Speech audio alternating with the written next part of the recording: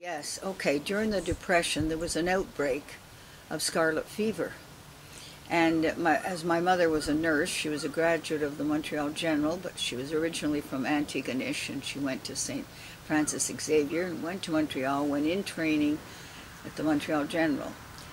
And during the Depression, there was an outbreak of scarlet fever in the area where we lived, in Rosemount.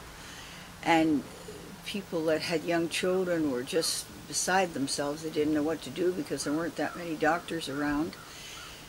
So they'd phone our house in desperation because they knew that this is what she did. That's what she spent a lot of her time doing is during the epidemic, people would be calling, couldn't get doctors. There were just not enough doctors around for the children. And my mother would go and see what she could do for them, you know. I mean, she wasn't a doctor, but she was next to it, and whenever they'd call, she'd say, "Oh well, I have to go over. Mrs. So and so is called, and her children are really sick, and they've got a high fever, 104, 105." And she'd go over and get them all. These people didn't know what to do.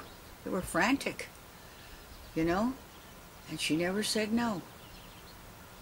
Never said, "Well, I'm sorry, I'm busy with my own family today." Always went whenever they called. So I think that was quite a wonderful thing for her to do. You know, she gave up her time, and you know, mind you, she was a very good nurse, so it was kind of nice she could help them, you know. And they were most appreciative. They didn't have any. They can't.